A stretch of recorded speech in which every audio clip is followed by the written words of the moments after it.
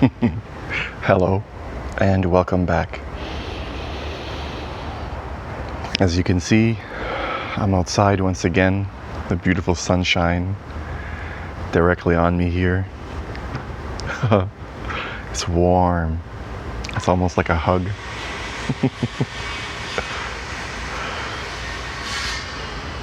Confronting your triggers. This video is about confronting the things in your life that cause you to lose yourself in anger or any kind of overreaction, emotional outburst. Many so-called light workers, many so-called spiritual warriors have got it all wrong. I see a lot of escapists out there. I see a lot of people who are leaving the things they don't like and then running towards the things that they like, and then creating this world of things they like with very little things that they don't like in the name of spirituality and personal growth. Not realizing that they're doing the exact same thing that society has taught them to do under the name of success. Build your dream life. The happily ever after. The American nightmare. So what is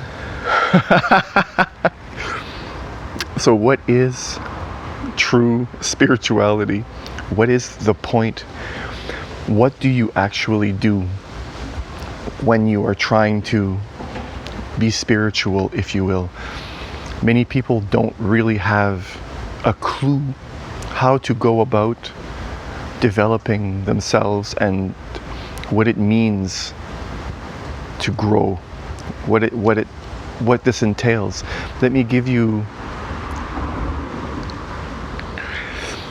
Let me help you so you can see what the whole path is about.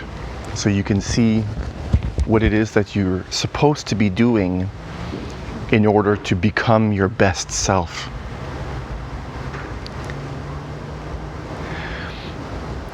Number one, you're not to run from the things that make you angry.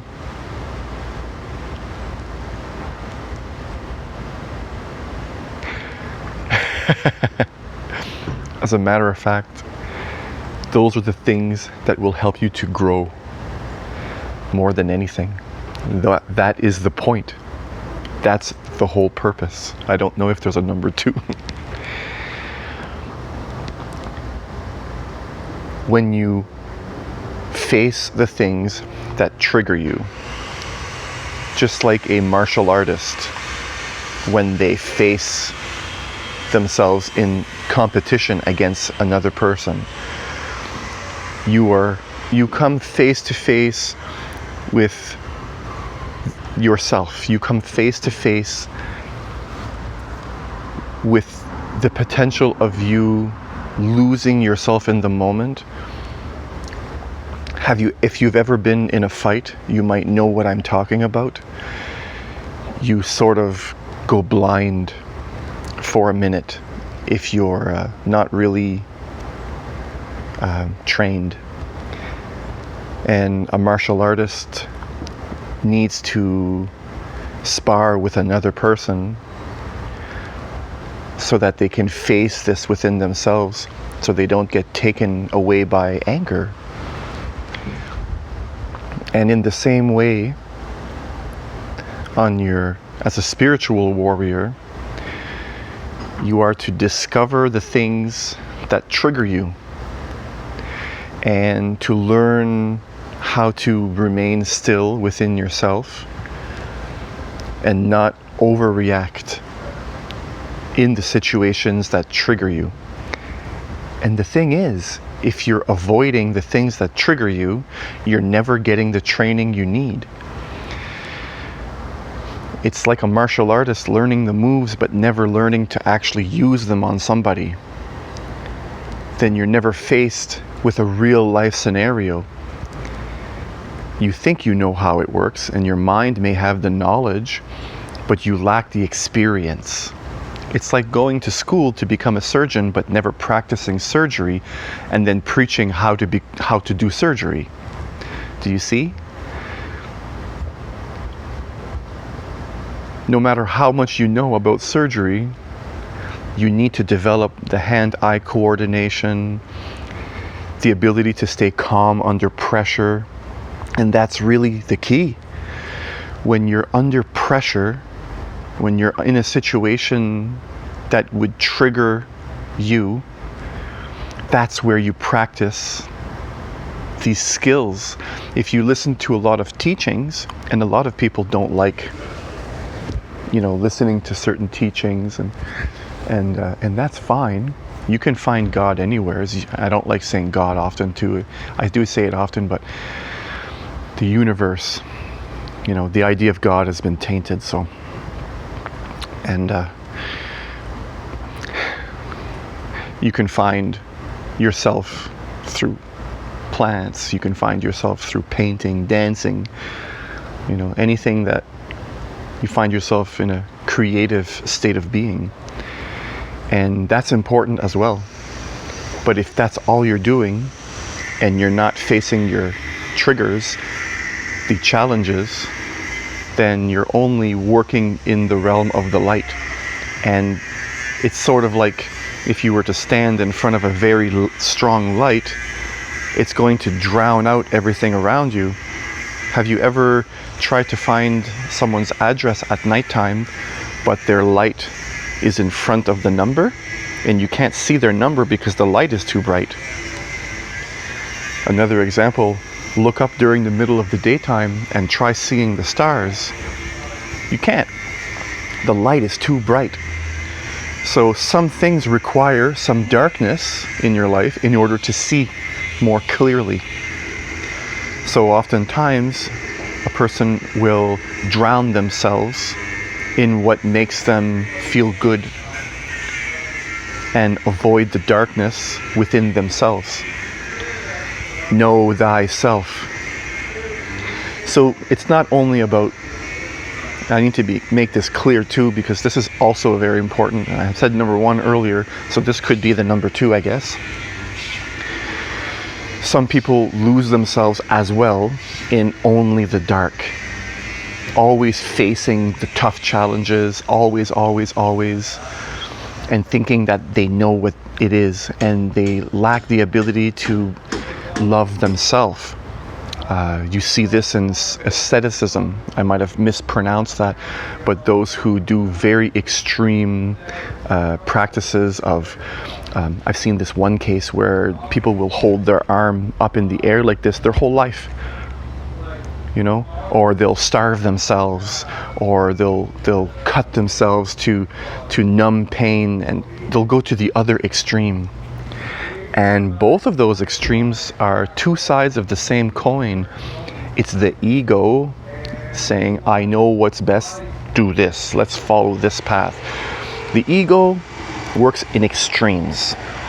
If you catch yourself overreacting or looking at something and saying, well, I'm going to do the opposite because that's the way. If you find yourself on any two opposites, any two extremes of one center, then you're lost. You're not centered anymore. And the whole purpose of spirituality is to face your triggers and learn how to nurture yourself as well.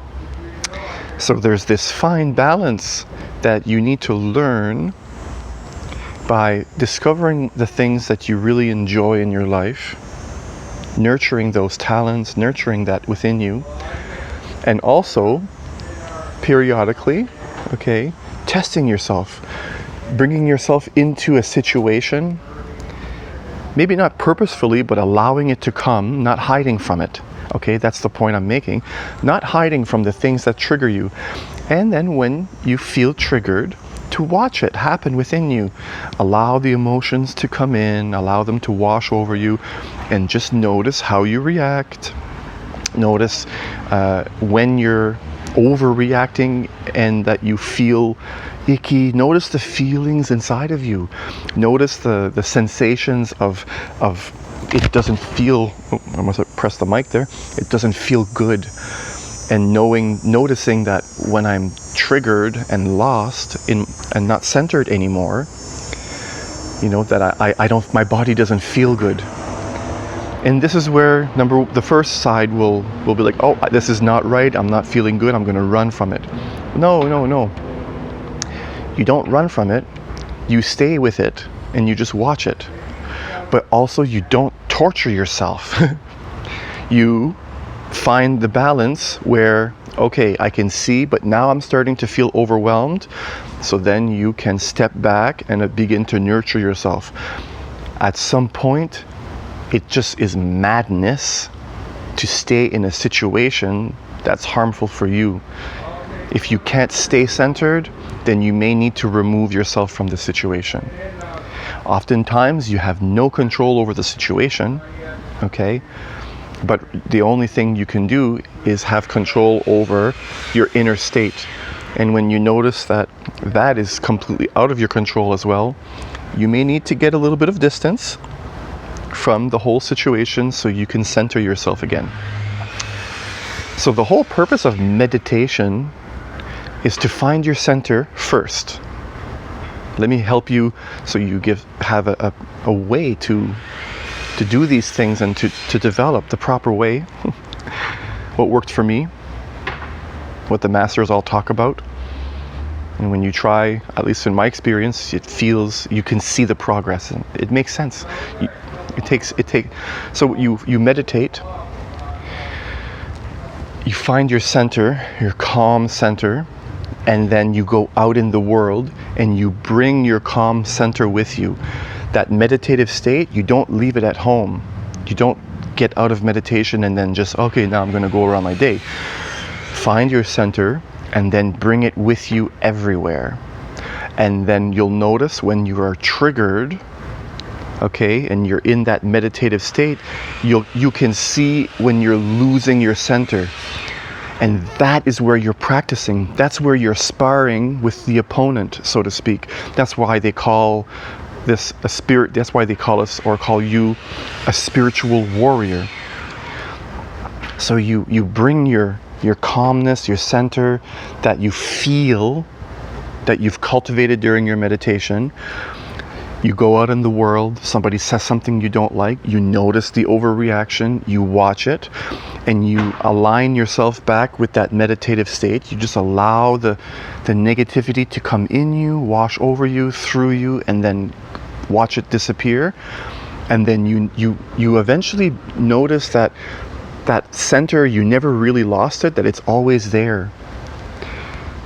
Right? And the only reason you ever lost it in the first place is because which you didn't, but you attached yourself with the strong feeling of me during the moment of you being triggered. A story came in your mind and you follow it. So you never really lost either, and that's the beauty that you discover. You can watch all the stories of your mind if you want and still be centered.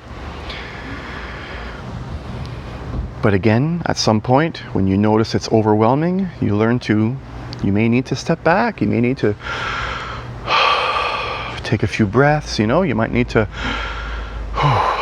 just separate yourself and recenter. And then you go back into the challenging situation when you feel centered, if you feel it's right to do so. Okay, you're not going in to argue. Sometimes it's best to just leave the situation alone. But those are the things that you need to learn on your own.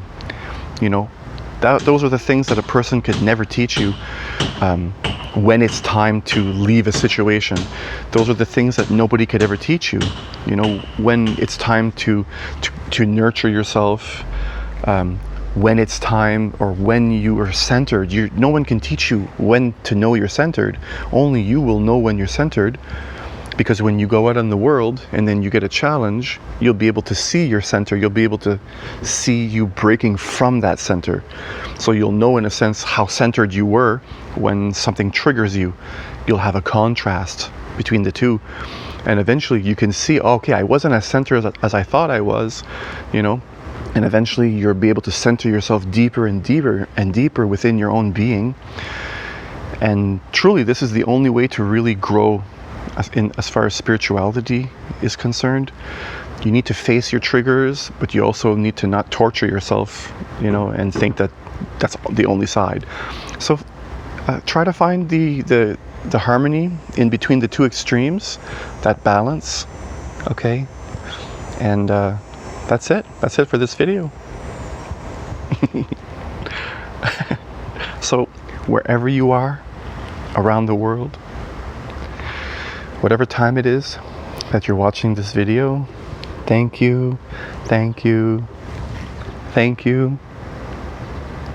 I appreciate you. Peace.